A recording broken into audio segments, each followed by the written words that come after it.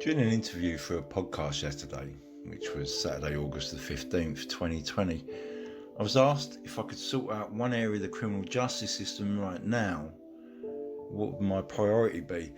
And for me, it was quite an easy question to answer because in research I'd recently read, it stated that nearly 90% of children in custody had been excluded from school at some point. And even for adults in the prison estate, that figure was still quite high. At home later, I recalled a letter that was written by Oscar Wilde a few weeks after he was released from Reading jail in May 1897. The letter, written on the 27th of that month and year, was sent to the editor of the Daily Chronicle and had the title, "The Case of Warder Martin, Some Cruelties of Prison Life." And I'd like to share the letter with you now. At the end, I'd like you to ask yourself a question. In the coincidental 123 years since Oscar Wilde wrote the letter, what has actually changed for our children? And I say coincidental because your answer should be as easy as 1, 2, 3. To the editor, the Daily Chronicle, Friday the 28th of May, 1897. Sir, I learned with great regret through the columns of your paper that the warder Martin of Reading Prison has been dismissed by the prison commissioners for having given some sweet biscuits to a little hungry child. I saw the 3 children myself on Monday preceding my release. They'd just been convicted and were standing in a row in a central hall in their prison dress, carrying their sheets under their arms, previous to their being sent to the cells allotted to them. They were quite small children. The youngest, the one to whom the warder gave the biscuits, being a tiny little chap for whom they had evidently been unable to find clothes small enough to fit. I had, of course, seen many children in prison during the 2 years during which I was myself confined. Wandsworth Prison especially contained always a large number of children, but the little child I saw on the afternoon of Monday the 17th at Reading was tinier than any of them. I need not say how utterly distressed I was to see these children at Reading, for I knew the treatment in store for them. The cruelty that is practiced by day and night on children in English prisons is incredible, except to those who have witnessed it and are aware of the brutality of the system. The present treatment of children is terrible, primarily from people not understanding the peculiar psychology of a child's nature. A child cannot understand the punishment inflicted by society. It cannot realise what society is. With grown-up people, it is of course the reverse. Those of us who are either in prison or have been sent there can understand and do understand what that collective force called society means, and whatever we may think of its methods or claims, we can force ourselves to accept it. The child consequently being taken away from its parents by people whom it has never seen and of whom it knows nothing, and finding itself in a lonely and unfamiliar cell waited on by strange faces and ordered about and punished by representatives of a system that it cannot understand, becomes an immediate prey to the first and most prominent emotion produced by modern prison, the emotion of terror. The terror of a child in prison is quite limitless. I remember once in Reading, as I was going out to exercise, seeing in the dimly lit cell right opposite my own a small boy. 2 warders, not unkindly men, were talking to him with some sternness apparently, or perhaps giving him some useful advice about his conduct. One was in the cell with him, the other was standing outside. The child's face was like a white wedge of sheer terror. There was in his eyes the terror of a hunted animal.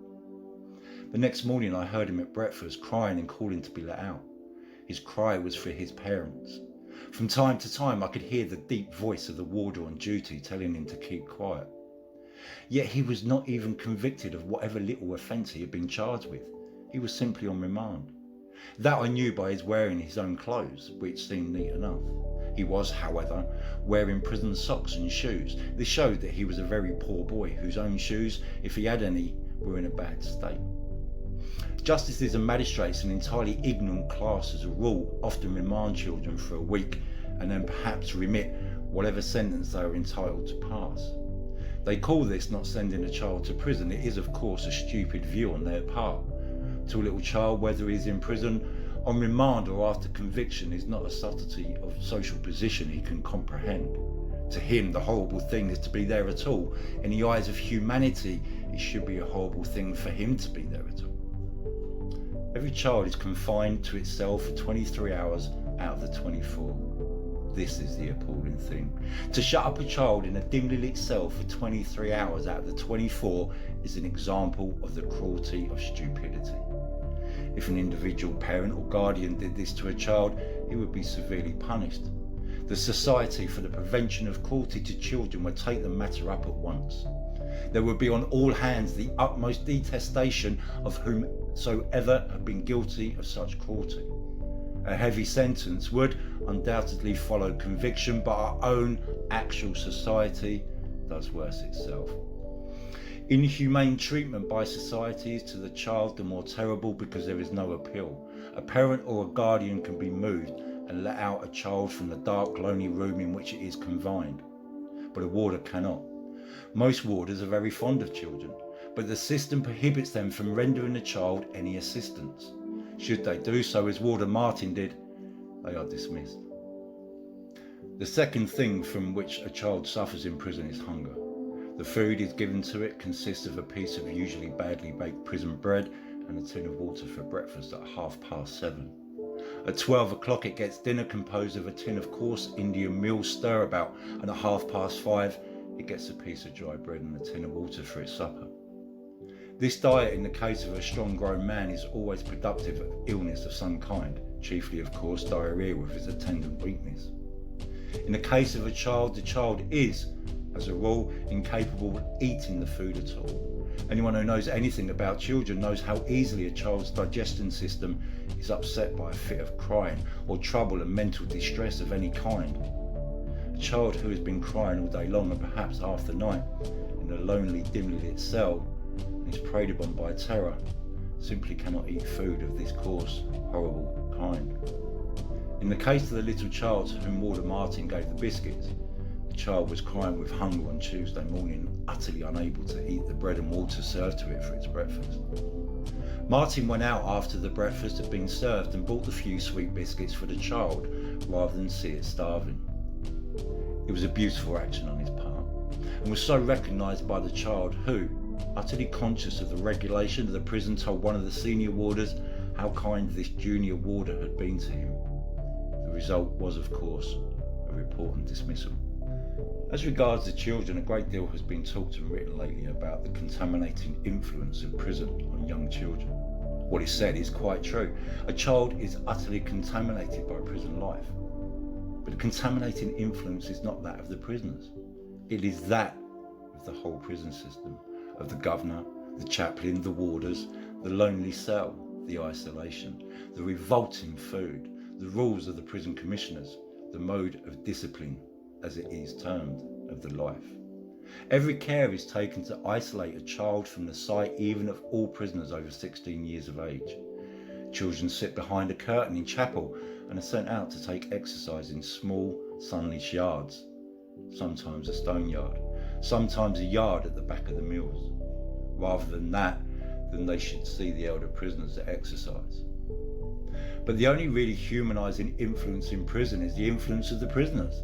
Their cheerfulness under terrible circumstances, their sympathy for each other, their humility, their gentleness, their pleasant smiles of greeting when they meet each other, their complete acceptance in their punishments are all quite wonderful, and I myself learnt many sound lessons from them. I'm not proposing that children should not sit behind the curtain in chapel, or that they should take exercise in a corner of the common yard. I'm merely pointing out the bad influence on children is not, and could never be, that of the prisoners, but is, and will always remain, that of the prison system itself.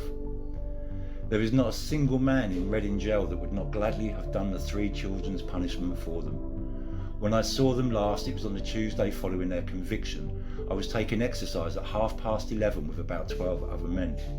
As the 3 children passed near us in the charge of a warder from the damp, dreary stone yard in which they had been at exercise, I saw the greatest pity and sympathy in the eyes of my companions as they looked at them. Prisoners are, as a class, extremely kind and sympathetic to each other. It is not the prisoners who need reformation, it is the prisons. Of course, no child under 14 years of age should be sent to prison at all. It is an absurdity, and like many absurdities, of absolutely tragic results. If, however, they are to be sent to prison during the daytime, they should be in a workshop or schoolroom with a warder, and at night they should sleep in a dormitory with a night warder to look after them. They should be allowed exercise for at least 3 hours a day. The dark, badly ventilated, ill-smelling prison cells are dreadful for a child. Dreadful indeed for anyone. One is always breathing bad air in prison. The food given to children should consist of tea and bread and butter and soup. Prison soup is very good and wholesome. A resolution of the House of Commons could settle the treatment of children in half an hour. I hope you will use your influence to have this done. The way that children are treated at present is really an outrage on humanity and common sense. It comes from stupidity. Sir, your obedient servant, Oscar Wilde, May 27th, 1897.